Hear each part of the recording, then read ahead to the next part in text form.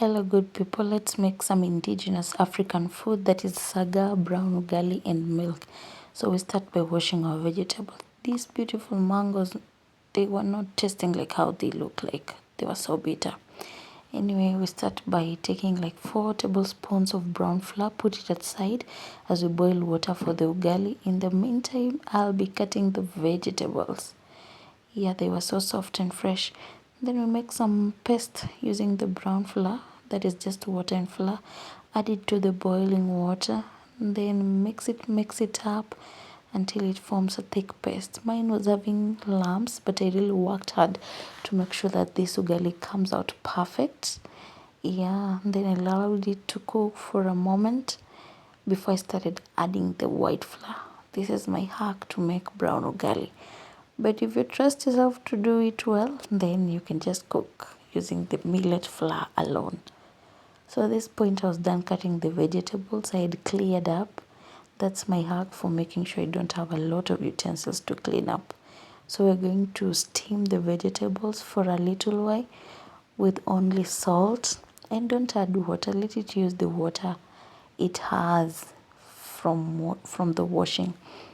Then ugali was cooked. Wow, look at it, nicely shaped. It smells so good and it was so sweet. Then another hack is to always wash my cooking stick immediately after cooking to avoid soaking it for too long and making sure you don't have a lot of utensils to wash. So for the vegetables, we're going to season it with peanut butter, fresh milk and onions, or alternatively you can just use maziwa lala and onions. As always, we're frying it with cooking oil. Yeah, so you choose one that you'll go with. Chopped onions, the vegetables are already steamed, so I let them drain the water as I was frying the onions just in the same pan.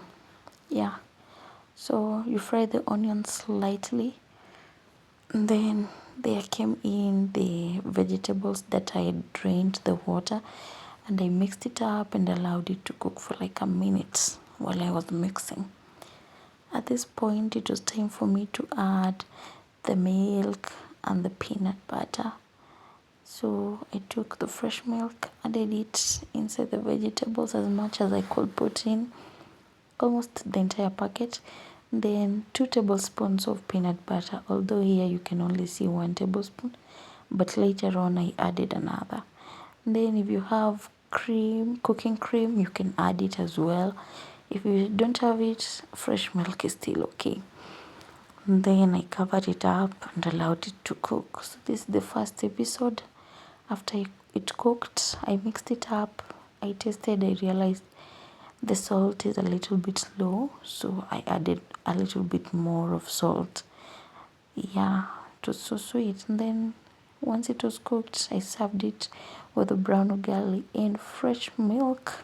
Oh my god, this meal was so wonderful, delicious and very indigenous African food. So I tried being that clean chef at home.